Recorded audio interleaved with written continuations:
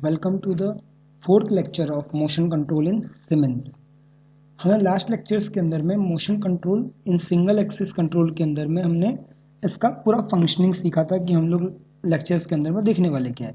आज के इस लेक्चर्स में हम जो देखने वाले हैं वो है एक्चुअल में हार्डवेयर कॉन्फ़िगरेशंस कैसे करते हैं और उसमें पैरामीटराइजेशन कैसे करते हैं। तो चलिए हम स्टार्ट करते हैं। उससे पहले मेरा introduction. I am Mohit. I am working from last 8 years in the PLC SCADA and automation development। तो हम स्टार्ट करते हैं। अब हम इसमें न्यू चले जाते हैं, एक नया प्रोजेक्ट ओपन कर लेते हैं। इसको दे देते हैं नाम ड्राइव प्रोग्रामिंग क्रिएट। एक प्रोजेक्ट हम लोग क्रिएट कर रहे हैं जिसमें हम लोग सारा का सारा PLC हार्डवेयर कॉन्फ़िगरेशंस हम लोग करेंगे। अभी हमारा ये प्रोजेक्ट रेडी हो गया है। अब इसमें हम ऐड न्यू डिवाइस में जाएंगे। ऐड न्यू डिवाइस में जाने के बाद हम यहाँ से PLC सिलेक्ट करेंगे। इसको हम देंगे नाम ब्रेन। हम S7 1500 PLC को सिलेक्ट करेंगे क्योंकि हमारे पास वही एक CPU है जिसके अंदर में टेक्नोलॉजी ऑब्जेक्ट नाम का एक फंक्शन अवेलेबल है। तो हमारे पास इतने सारे PLCs अवेलेबल है, हम कोई भी PLC उठा सकते हैं इसमें से, कोई भी एनी ऑफ दी। तो मैं इसमें जाता हूँ। इसमें जाने के बाद इसमें टेक्नोलॉजी वाला PLC अवेलेबल नहीं है, तो हम यहाँ पे सर्च करेंगे कि यहाँ पे टेक्नोलॉजी वाला PLC कहाँ पर अवेलेबल है। ठीक है, ये देखिए ये टेक्नोलॉजी PLC अवेलेबल है, CPU 1511T1 प्रोफिनेट। तो हम यहाँ से कोई भी एक PLC का ये सिलेक्ट कर लेंगे। हमने ये सिलेक्ट कर लिया। अब हम इसको ओके कर देंगे। तो अब हमारा ये हार्डवेयर कॉन्फ़िगरेशन में हमने टेक्नोलॉजी PLC सिलेक्ट किया है। टेक्नोलॉजी PLC सिलेक्ट करने का रीज़न ये है कि आपको उसमें वर्चुअल मोड ऑफ ऑपरेशंस मिलते हैं, बाकी दूसरे कंट्रोलर्स के अंदर में नहीं मिलते हैं। आप अगर से PLC सॉफ्टवेयर, जो मेरा TIA पोर्टल है 15.1 वर्जन यूज़ कर रहा हूँ, इसीलिए मेरे पास बाकी के CPUs में टेक्नोलॉजी ऑब्जेक्ट या वर्चुअल का ऑब्जेक्ट, वर्चुअल ड्राइव का ऑब्जेक्ट ऑप्शंस अवेलेबल नहीं है। अगर से यही TIA पोर्टल 16 यूज़ करते हैं, 17 यूज़ करते हैं, तो ये फंक्शंस उसके अंदर में अवेलेबल है। तो हम लोग जो देखने वाले हैं PLC के अंदर में वो ब्रेन यूज़ करेंगे, CPU यूज़ करेंगे, टेक्नोलॉजी ऑब्जेक्ट का मतलब T ऑब्जेक्ट का। डिवाइस एंड नेटवर्क में चले जाते हैं। डिवाइस एंड नेटवर्क में जाने के बाद हमारे पास एक कॉन्फ़िगरेशन अवेलेबल है। हार्डवेयर एंड चेक में जाते हैं। अभी हमारे पास ये CPU अवेलेबल है। अभी CPU को अगर से हम डबल क्लिक करते हैं तो इसका इस टाइप का फंक्शन अवेलेबल होता है। अगर से मेरे पास फिजिकल कोई ड्राइव अवेलेबल होती तो मैं यहाँ पे कम्युनिकेशन मॉड्यूल्स, IO मॉड्यूल सब कुछ अरेंज करता। अभी मेरे पास कुछ भी नहीं है, चलो फिर भी मैं अरेंज करता हूँ। प्रॉफिनेट कोई भी एक मॉड्यूल ले लेते हैं इस टाइप का। तो हमने ये ले लिया। इसके बाद इनपुट आउटपुट डिवाइसेस जो हम लोग ने लास्ट PLC लेक्चर्स के अंदर में देखा है वो आप उस टाइप से कर सकते हैं।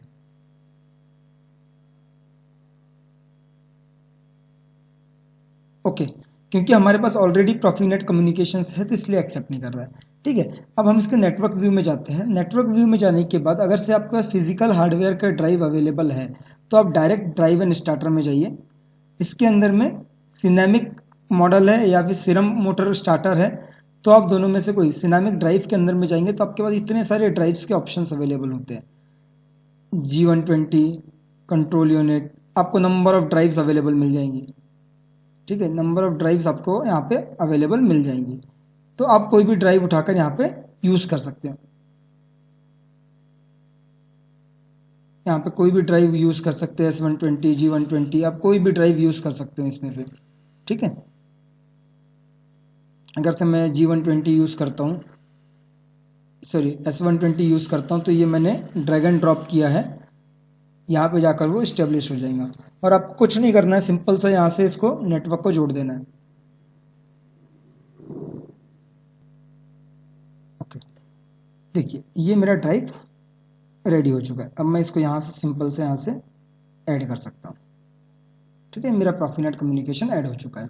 अभी मेरे पास फिजिकली कोई हार्डवेयर अवेलेबल नहीं है, इसीलिए मैं इसको यहाँ से डिलीट कर देता हूँ। हम जो सीखने वाले हैं वो सिर्फ हम सीखने वाले हैं प्रॉफिबस हम लोग वर्चुअल कम्युनिकेशंस के थ्रू, वर्चुअल मॉडल्स के थ्रू। हमारा जो मेन मोटो है, हम सॉफ्टवेयर बेसिस पे सीखने वाले हैं प्रोग्रामिंग करना, उसको रन करना, सिमुलेशन मोड में उसका टेस्टिंग करना। तो हम वो जो सीखने वाले हैं वो हम इस तरीके से सीखेंगे। हमारा मेन ऑब्जेक्ट है टेक्नोलॉजी ऑब्जेक्ट्स को डिफाइन करना। हमने ये हार्डवेयर कॉन्फ़िगर कर लिए, सीपीयू कॉन्फ़िगर कर लिए, हमारे पास ड्राइव फिजिकल अवेलेबल नहीं है तो हम उसको वर्चुअल ड्राइव यूज़ करेंगे। तो हम इसको यहाँ से निकालते हैं, हम जाएंगे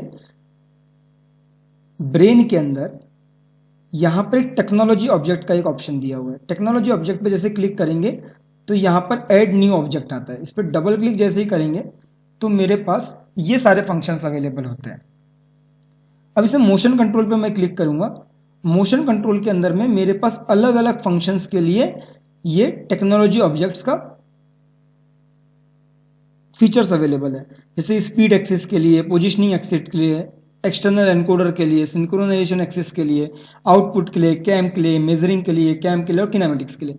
तो आप अलग अलग ये फंक्शंस का इस्तेमाल करके आप किस पर्पस के लिए यूज कर रहे हो, इस प्रोग्राम को किस पर्पस के लिए लिख रहे हो, राइट कर रहे हो, वो एक्चुअल में आपको यहाँ पे सिलेक्ट करना है। हमने लास्ट लेक्चर्स के अंदर में भी देखा था कि हम लोग ड्राइव का अलग अलग फंक्शंस यूज किए थे, जैसे कि motion control, axis control, kinematics, robotics, SCARA robots, है ना, पोजिशनिंग, ये अलग अलग फंक्शंस थे जिसके अंदर में हम लोग ने ड्राइव का इस्तेमाल किए थे। ये दूसरा फंक्शन है पीआईडी, है ना। अगर से हमको पीआईडी लूप का यूज करना है तो पीआईडी लूप का यूज कर सकता हूँ। सिनेमिक पीआईडी लूप्स में अलग अलग फंक्शंस अवेलेबल है। Cinnamic ideals, counting and measurement, अगर से इन सब चीज़ों को यूज़ करना है टेक्नोलॉजी फंक्शंस के अंदर में तो आप ये भी सब यूज़ कर सकते हो। तो अभी मेरा जो फोकस है वो है मोशन कंट्रोल, और मोशन कंट्रोल में हम एग्जांपल लेते हैं पोजिशनिंग एक्सिस में कंट्रोल का। तो हम पोजिशनिंग एक्सिस पे क्लिक करेंगे और हम यहाँ से इसको मैनुअल कर लेंगे। अब हमारा ये एक ब्लॉक जनरेट करेगा। अब ये डीबी ब्लॉक जनरेट करेगा और ये डीबी ब्लॉक कोई भी नंबर का हो सकता हूँ। तो मेरे ये भी हो सकता है कि प्रोजेक्ट के अंदर में पहले से DB1, DB2, DB3 ये सिलेक्ट किया हो, तो मैं बाय डिफॉल्ट इसको 1000 ले लेता हूँ, ताकि क्योंकि 1000 तक के तो वैल्यू नहीं जाएंगी DB की किसी भी प्रोग्राम के अंदर, तो हम बाय डिफॉल्ट इसको 1000 ले लेते हैं और हम इसको ओके कर देते हैं।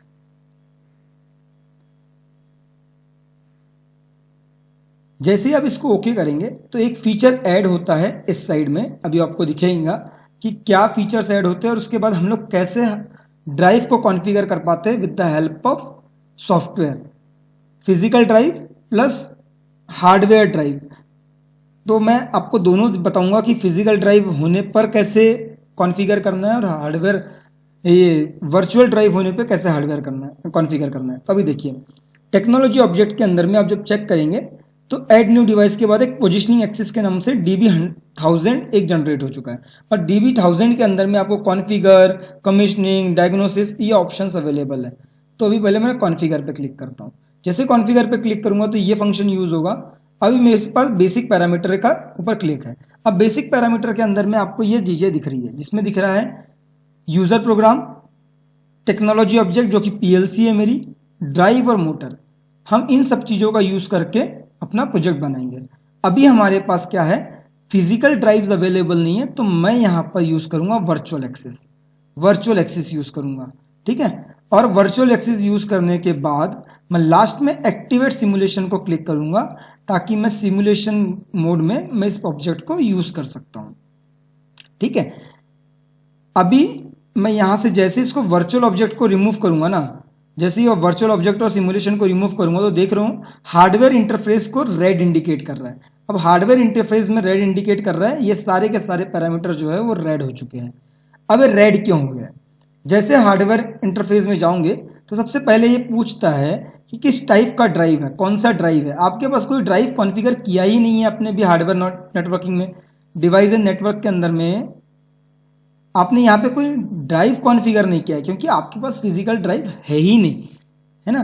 तो जैसे ही आपने यहाँ पे क्लिक किया और जैसे ही यहाँ पे क्लिक करोगे तो यहाँ पे कोई ऑप्शन ही नहीं देगा, क्योंकि आपने हार्डवेयर कॉन्फ़िगर में कोई ड्राइव सिलेक्ट नहीं किया है। अगर से आपने वहाँ पे कोई ड्राइव सिलेक्ट किया रहता तो यहाँ पे एक ऑप्शन देता, उसको सिलेक्ट करके राइट पे क्लिक करते हैं, और अभी आपके पास वो ऑप्शन ही नहीं है। दूसरा, ड्राइव के अंदर में जब जाते हो तो यहाँ पे ड्राइव सिलेक्ट करने बोलता है। जब एनकोडर के अंदर में जाते हो तो यहाँ पे एनकोडर सिलेक्ट करने बोलता है। जो एनकोडर लगाया हुआ है ना मोटर के शाफ्ट के ऊपर, वो एनकोडर सिलेक्ट करने बोलता है। पर आपके पास तो ना ही एनकोडर है, ना ही आपके पास ड्राइव है ना। तो इसीलिए ये सब के सब रेड दिखाई दे रहे हैं, है ना। Data exchanger with the drive, किस टाइप का डेटा एक्सचेंजर है, प्रोफीबस है, प्रोफीनेट है, टेलीग्राम है, नो टेलीग्राम है, किस टाइप का टेलीग्राम 1 2 3 4, किस टाइप का डेटा एक्सचेंजर है, ये भी नहीं आपको पता क्योंकि आपके पास फिजिकल ड्राइव्स नहीं है ना। अगर से जो आपके पास फिजिकल ड्राइव्स होते तो डेटा एक्सचेंजर आप यहाँ से ले सकते थे, उसकी स्पीड कॉन्फ़िगर कर सकते थे, मैक्सिमम स्पीड, रेफरेंस स्पीड, सारा कुछ यहाँ पे आप सेट कर सकते थे। वैसे एनकोडर से डेटा लेने के लिए भी एनकोडर का पैरामीटर यहाँ पे टेलीग्राम्स यूज कर सकते थे। अभी हमारे पास फिजिकल ड्राइव नहीं है तो हम वर्चुअल ड्राइव का इस्तेमाल करेंगे। जैसे हम वर्चुअल ड्राइव का इस्तेमाल करते हैं, जैसे इस पर राइट क्लिक करते हैं तो ये सारे के सारे पैरामीटर जो है वो अपने आप हेल्दी हो जाते हैं, जो कि हमारे सॉफ्टवेयर के अंदर में इनबिल्ड है। आपको टेंशन लेने की जरूरत नहीं है। फिजिकल जब पैरामीटर भी आप यूज करोगे, फिजिकल ड्राइव भी यूज करोगे, तो आपको सिर्फ यहाँ पे ड्राइव में जाकर यहाँ पर वो फिजिकल पैरामीटर वाला ड्राइव सिलेक्ट कर लेना है बस, और कुछ भी नहीं करना है। और वो कहाँ से सिलेक्ट करना है, आप डिवाइस एंड नेटवर्क में जब जाएंगे और आप हार्डवेयर में जाकर जो भी इसमें से कोई एक ड्राइव सिलेक्ट करेंगे जो आपके पास फिजिकली अवेलेबल है, तो वही ऑप्शन आपको, वही ड्राइव का ऑप्शन यहाँ पे आपको दिखाई देगा, यहाँ पे आपको दिखाई देगा। ठीक है, एक बार हार्डवेयर कॉन्फ़िगरेशन हो गया तो वही ऑप्शन यहाँ पर आपको दिखाई देगा। ठीक है, अब ये हो गया आपका हार्डवेयर इंटरफेस। अब एक्सटेंडेड पैरामीटर जो है, मेरे एक्सटेंडेड पैरामीटर्स को भी सेट करना है। एक्सटेंडेड पैरामीटर्स में क्या होता है, जैसे इसमें मैं क्लिक करूंगा, अभी देखिए एक चीज मेरे को और करना है। बेसिक पैरामीटर्स के अंदर में एक ऑप्शन अवेलेबल है लीनियर और रोटरी। अब मैं क्या बता रहा है ये कि मेरा जो सर्वो मोटर है, ये जो मोटर है वो किस टाइप का ऑपरेशन परफॉर्म करने वाला है, लीनियर ऑपरेशन परफॉर्म करना है या रोटरी ऑपरेशन परफॉर्म करने वाला है। तो मैं इसको बाय ले लेता हूँ रोटरी, ताकि आपको इजीली समझ में आए, क्योंकि हमने गियर बॉक्स देखे हैं। ठीक है, अब देखिए ये मोटर है, मोटर के पीछे में एनकोडर लगाया हुआ है, मोटर की शाफ्ट के ऊपर में एक गियर लगाया हुआ है और गियर का के ऊपर में और एक गियर लगाकर एक लोड लगाया हुआ है। अब यहां पर 3 पैरामीटर पूछ रहा है। पहला पैरामीटर क्या है, unit of measured for position. ये बोल रहा है कि किस फॉर्म में आप ये यूनिट लेना चाहते हैं, डिग्री या रेडियंट। तो हम डिग्री के फॉर्म में लेना चाहते हैं। हमारे पास जो वैल्यू आएंगी वो डिग्री के फॉर्म में आएंगी, कितने एंगल पे मूव कर रहा है, कितने, क्योंकि देखिए आप सिंपल सा समझिए, जो रोटेशन है, एक रिवॉल्यूशन मतलब 360 डिग्री, नॉट रेडियंट। अगर से वो लीनियर होता तो रेडियंट में होता, रोटरी है इसीलिए डिग्री। दूसरा चीज बोल रहा है unit of measurement for velocity. आप ना सिंपल सा भी फर्क समझिए, वेलोसिटी और स्पीड में डिफरेंस होता है। वेलोसिटी में क्या डिफरेंस होता है, वेलोसिटी मतलब होता है ये जो लोड है, मोटर की स्पीड नहीं, ये लोड की स्पीड कितनी है उसको बोलते हैं वेलोसिटी। ठीक है, स्पीड मतलब होता है जो कि मेरे को एनकोडर से फीडबैक आता है, मतलब मोटर के शाफ्ट की स्पीड को बोलते हैं स्पीड, और वेलोसिटी बोलते हैं इस लोड की स्पीड को। तो हमने उसकी यूनिट सिलेक्ट कर लिए है डिग्री पर सेकेंड और डिग्री पर मिनट। आप इसमें से कोई भी यूज कर सकते हो, कोई प्रॉब्लम नहीं है, कोई डिफरेंस नहीं है। पर हाँ, जब आप ये स्पीड सिलेक्ट करते हो तो वो हमेशा मिनट में रहेंगी, आरपीएम, रिवॉल्यूशन पर मिनट, नॉट अ सेकेंड। ठीक है, टॉर्क को आप यूनिट दे सकते हैं न्यूटन, जिस फॉर्म में आपको लेना है, न्यूटन मीटर हम लोग लेते हैं। ठीक है, अब यही चीज को आप जब नीचे आते हैं तो यहां पर इनेबल मॉड्यूल, मॉड्यूल लेंथ मतलब 360 डिग्री है, फुल लेंथ, मैक्सिमम लेंथ जो मिनिमम लेंथ है वो 0 डिग्री है। ठीक है, क्योंकि सर्कल बनाएगा तो 360 डिग्री ही बनाएगा। उसके बाद एक्टिवेट सिमुलेशन मोड। ठीक है, एक्टिवेट सिमुलेशन मोड हम यहाँ पे एक्टिवेट कर देते हैं। अब बात करते हैं हम यहाँ पे पैरामीटराइजेशन, एक्सटेंडेड पैरामीटर। पहला है मैकेनिक्स, ये है मैकेनिक्स। अब मैकेनिक्स के अंदर में क्या क्या आता है, मैकेनिक्स के अंदर में आता है सेटिंग फॉर एनकोडर 1। आप एक सिस्टम के अंदर में 4 एनकोडर डिफाइन कर सकते हो। आप जैसे ही यहाँ पे सिलेक्ट करेंगे तो एनकोडर 1 2 3 4 सिलेक्ट आपके ऑप्शंस दिया रहता है। जब आप एनकोडर 1 की बात करते हो, आप जब एनकोडर 1 डिफाइन कर रहे हो, आप कहीं पे भी यूज कर सकते हो उसको। ठीक है, अभी आपका ये जो एनकोडर है वो मोटर के शाफ्ट पे लगा है। आपने जो एनकोडर 1 बताया उसको बताया कि ऑन द मोटर शाफ्ट, पर आप इसी एनकोडर को ऑन द लोड साइड भी लगा सकते हो, ऑन दी बीच में भी लगा सकते हो। ठीक है, गियर लगा के बीच में भी लगा सकते हो। तो हम 3 एनकोडर डिफाइन करते हैं। पहला जो कि मोटर के शाफ्ट पर है, दूसरा लोड के शाफ्ट पर है, और तीसरा जो है वो हमारा एक्सटर्नल मेजरिंग सिस्टम के ऊपर है। हमने ये तीनों एनकोडर, जैसे 1 सिलेक्ट करोगे तो आपको दिखाई देगा कि यहां पर आ गया, 2 सिलेक्ट करोगे तो दिखाई देगा कि यहां पर आ गया, जब 3 सिलेक्ट करूंगे तो दिखाई देगा कि यहां पर आ गया है एनकोडर। ठीक है, अब ये पूछ रहा है, जैसे यहां पे आपने लगाया, देखो दो चीजों में ना नहीं पूछा इसने, यहां पर भी कुछ नहीं पूछा क्योंकि शाफ्ट पे लगा है, यहां पर भी कुछ नहीं पूछा, पर यहां पर पूछ रहा है। यहां पर क्यों पूछ रहा है? क्योंकि हमने एक्सटर्नल मेजरिंग सिस्टम लगाया है। इसका मतलब ये है, ये पूछ रहा है कि अगर से मेरा ए मोटर, अगर से मेरा जो रिवॉल्यूशन है, जो एनकोडर है, अगर से एक बार रिवॉल्यूट होता है, एक बार रोटेट होता है, एक साइकिल कंप्लीट करता है अपनी, तो वो कितने ट्रेवल करेगा, ये पूछ रहा है कि ये जो गियर है वो कितने ट्रेवल कर रहा है, तब ये रिवॉल्यूशन, मतलब ये जो एनकोडर है वो रिवॉल्यूशन कंप्लीट कर रहा है। तो हम बाय डिफॉल्ट लिए 100, आप कुछ भी वैल्यू ले सकते हैं, 50 ले सकते हो, 100 ले सकते हो, 500 ले सकते हो, कुछ भी। ठीक है, मैंने 50 ले लिया। अब लोड गियर, अब लोड गियर का मतलब क्या है? अब देखिए, मैं 1 सिलेक्ट करता हूं, ये 1 सिलेक्ट करता हूं, ये पूछ रहा है कि नंबर ऑफ मोटर रिवॉल्यूशन और नंबर ऑफ लोड रिवॉल्यूशन। इसका मतलब ये होता है, जो ये मोटर और गियर, ये दोनों गियर है ना, ये वाला गियर आपको बड़ा दिखाई दे रहा है, ये वाला गियर आपको छोटा दिखाई दे रहा है। इसका मतलब ये है, अगर से मेरी मोटर एक बार घूमती है तो मेरा गियर कितने बार घूमेगा, मतलब इन शॉर्ट एक गियर रेशो पूछ रहा है। तो मान लो मेरा मोटर एक बार घूम रही है तो मेरा गियर जो है ऊपर का छोटा दिख रहा है ना, तो 10 बार घूमेगा। ठीक है, तो ये 1/10 का मेरा गियर रेशो हो गया। 1/10 का क्या हो गया? गियर रेशो हो गया। ठीक है, इसका मतलब हो गया कि अगर से बड़ा है तो ये अगर से 1500 आरपीएम पे घूम रहा है तो ये घूमेगा 15 × 5 मतलब 15,000 आरपीएम पर ये लोड घूमने लगेगा, है ना। ये ऐसा होता है। यूजुअली क्या होता है, जो मोटर के ऊपर में जो गियर लगा होता है वो छोटा होता है और जो लोड साइड में गियर लगा रहता है वो बड़ा होता है।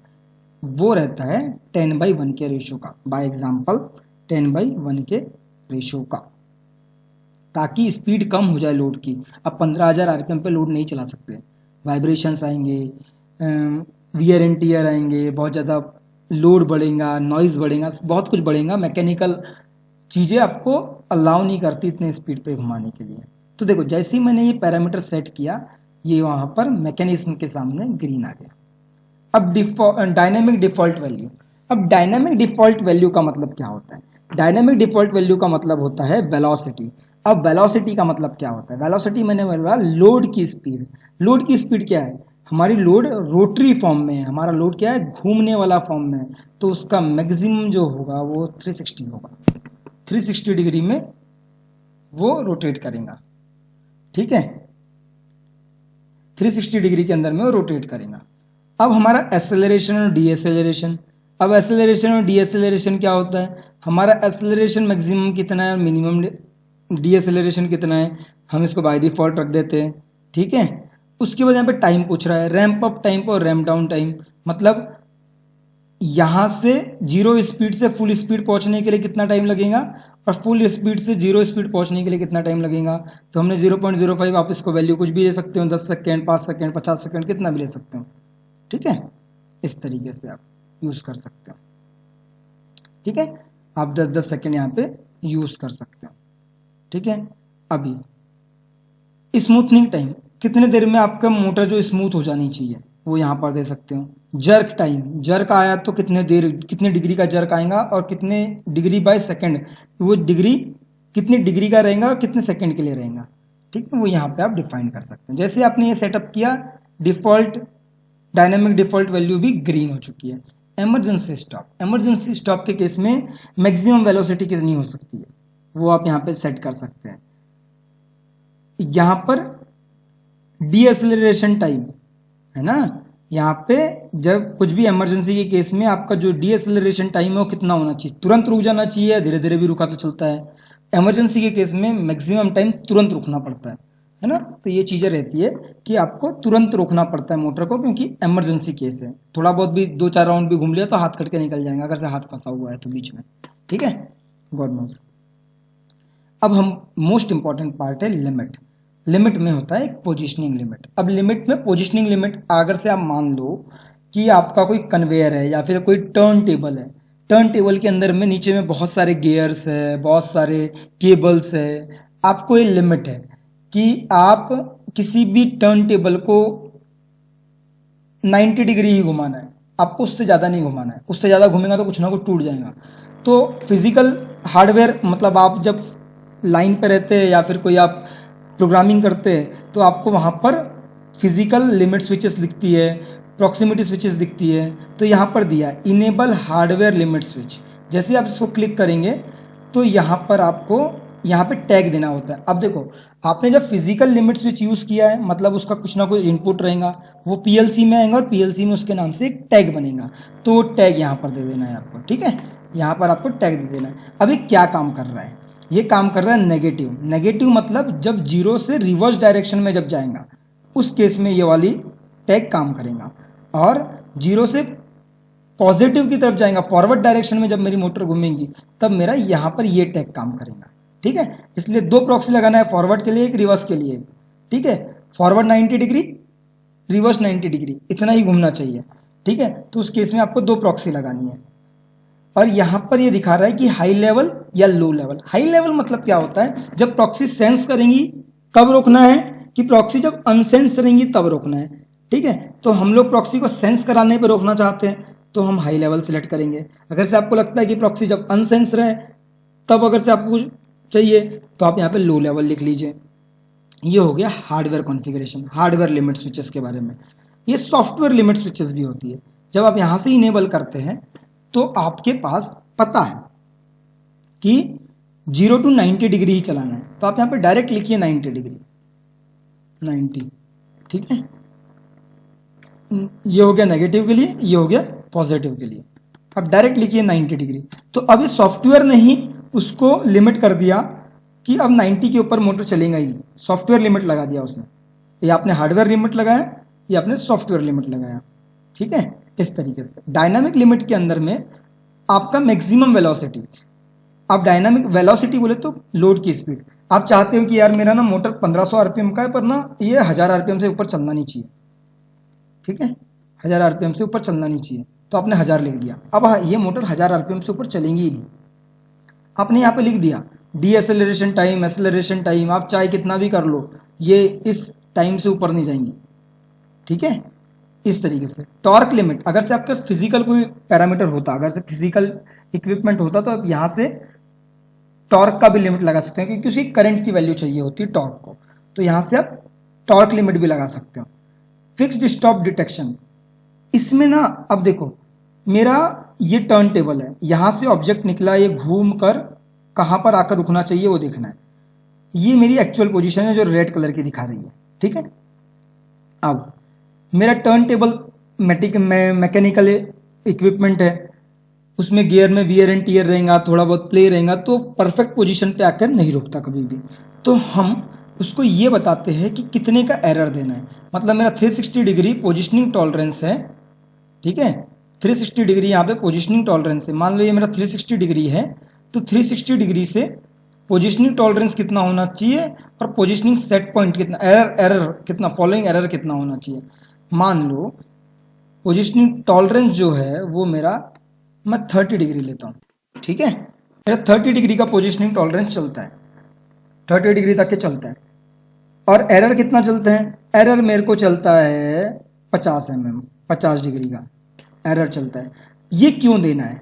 अगर से आपने 360 डिग्री लिख दिया, यहाँ पर 360 डिग्री लिख दिया, 360 डिग्री लिख दिया, मतलब क्या हो गया, सॉरी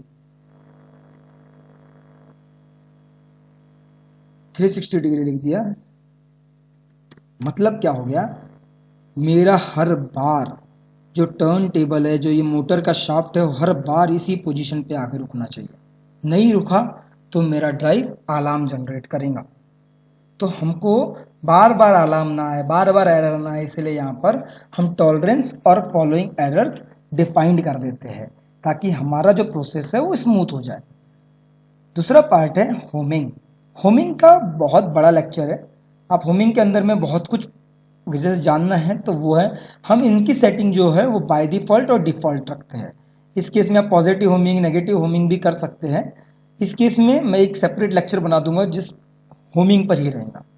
ठीक है, उसके बाद पोजिशनिंग मॉनिटरिंग। पोजीशन मॉनिटरिंग में पोजीशन की मॉनिटरिंग, अब हम किसी किसी केस में क्या होता है ना, हमारा एनकोडर या फिर हमारा फिजिकल इक्विपमेंट या फिर हमारा लोड साइड का एनकोडर कुछ ना कुछ माल फंक्शनिंग कर रहा है, उस केस में हम मॉनिटरिंग करते हैं। हमारा टॉलरेंस टाइम 1 सेकेंड देते हैं, ठीक है, 1 सेकेंड से डिले चल रहा है तो वेरी गुड है। पर अगर से मेरे ये दोनों ग्राफ के अंदर में कोई बहुत ज़्यादा डिफरेंस दिखा रहा है, तो उस केस में एरर जनरेट करना चाहिए, और वो पोजिशनिंग विंडो जो है हम यहाँ से डिसाइड करते हैं कितने की रहनी चाहिए। ठीक है, फॉलोइंग एरर्स के अंदर में एरर कितने का हो सकता है, कितने तक के एरर हमको चलता है, इससे ज़्यादा एरर आएगा तो वार्निंग जनरेट करना चाहिए। तो हम यहाँ पर मैक्सिमम और फॉलोइंग एरर पॉइंट्स हम यहाँ पे डिफाइन करते हैं। मान लो मेरा 360 डिग्री का एरर है, तो उसमें से 10% हम लोग एरर कंसिडर कर सकते हैं। वार्निंग लेवल क्या होगी, 70% से ऊपर वार्निंग मतलब एरर आता है तो वार्निंग जनरेट करना शुरू करेगा। मतलब देखिए, एरर जब मेरा 360 से 3000 यहाँ इतना बड़ा गैप बनता है तो मेरा एरर जनरेट करेगा। ये छोटा सा गैप बनता है ना, 70% से ऊपर का गैप बनता है तो उस केस में वार्निंग जनरेट करेगा। और नॉर्मल केस बनता है, नॉर्मल केस में नॉर्मल ऑपरेशन चलता रहेगा। ठीक है, यहाँ से आप पोजिशनिंग मॉनिटरिंग भी कर सकते हो। मतलब पहले थोड़ा सा गैप आया, थोड़ा सा एरर जनरेट किया तो वार्निंग जनरेट करो, पर इस वार्निंग के लेवल को भी क्रॉस कर गया तो एरर जनरेट करो, है ना। ऐसा स्टैंड स्टिल कंडीशन, ये एक इंपॉर्टेंट पार्ट है। स्टैंड स्टिल कंडीशन का क्या होता है, वेलोसिटी जब मेरे 1500 आरपीएम पे मोटर घूम रहा है तो उस मोटर के ऊपर में जर्क आता है। जर्क को आइडेंटिफाई करने के लिए, मतलब नेग्लेक्ट करने के लिए, रिड्यूस करने के लिए हम यहाँ पे टाइमिंग देते हैं। जितना कम टाइमिंग रहेगा उतना ज़्यादा जर्क मारेंगी मेरी मोटर। तो हम क्या करते हैं, इस टाइमिंग को बढ़ाते हैं और ये जो ग्राफ है उसको बहुत स्मूथ करते हुए 0 पर लेकर आते हैं, ताकि क्या होता है, मेरा जो मोटर है वो ज़्यादा जोर से जर्क ना मारे, है ना। और कितने स्पीड पे, कितने एंगल पर जर्क आना चाहिए, रिडक्शन होना चाहिए 180 डिग्री। मतलब यहाँ से लेकर यहाँ तक के का जो पॉइंट है वो 180 डिग्री, मतलब 180 डिग्री के बाद का टाइमिंग है ये। मतलब मान लो ये 360 डिग्री है तो ये पॉइंट जो है वो 180 डिग्री से 0 डिग्री तक के लिए टाइम कितना लगना है, 0.01 सेकेंड लगना है। हम ये वैल्यू को अपने अकॉर्डिंग, अपने प्रॉब्लम्स के अकॉर्डिंग चेंज कर सकते हैं। उसके बाद है कंट्रोल लूप। कंट्रोल लूप के अंदर में हम ये चाहते हैं कि जो हमारा चीज़ें कंट्रोल हो रही है, एक तो वो ड्राइव से हो जाए या फिर दूसरे कंट्रोलर से, मतलब पीएलसी से हो। तो हमारे पास ये ऑप्शंस दिया हुआ है। अगर से हम ड्राइव से करना चाहते हैं तो ये ड्राइव से प्रोटोकॉल्स आएंगे। कंट्रोलर, ड्राइव के कंट्रोलर से काम होगा, जितना भी प्रोसेस होगा वो ड्राइव के कंट्रोलर से होगा, है ना। या फिर हम पीएलसी से सिग्नल लेना चाहते हैं तो ये कितना भी ऑपरेशन है वो पीएलसी से वैल्यूज आएंगे और पीएलसी से ड्राइव कंट्रोल होगी और मोटर कंट्रोल होगी। इन शॉर्ट ये समझ लीजिए कि हम यहाँ से सिलेक्ट कर रहे हैं कि ऑपरेशन जो है, मेरा जो फंक्शनिंग है वो ड्राइव से करना है कंट्रोल कि पीएलसी से करना है। ड्राइव से करना है तो ड्राइव के अंदर में प्रोग्राम लिखना पड़ेगा, पीएलसी से करना है तो पीएलसी के अंदर में प्रोग्राम लिखना पड़ेगा। तो हम बाय डिफॉल्ट इसको पीएलसी सिलेक्ट करके रखते हैं। अब ये हो गया actual value extrapolation. Actual value को अगर से आपको एक्स्ट्रापोलेशन करना है तो ये विंडोज अवेलेबल है, जिसके अंदर में velocity, filters, leading values, lagging values, actual values, ये आप लोग यहाँ से डिफाइन कर सकते हो। तो ये था हमारा पूरा का पूरा हार्डवेयर कॉन्फ़िगरेशन, जिसके अंदर में हम लोगों ने सीखा कि वर्चुअल ड्राइव, एक्चुअल ड्राइव का कॉन्फ़िगरेशन कैसे होगा, कहाँ पे कौन से पैरामीटर डाले जाएंगे, कैसे सिग्नलिंग होगी, कैसे पैरामीटर जाएगा, ये सब चीज़ें ड्राइव का पैरामीटराइजेशन है। ठीक है, तो होप आपको ये लेक्चर समझ में आया होगा। मिलते हैं नेक्स्ट लेक्चर्स के अंदर में, तब तक के लिए बाय बाय।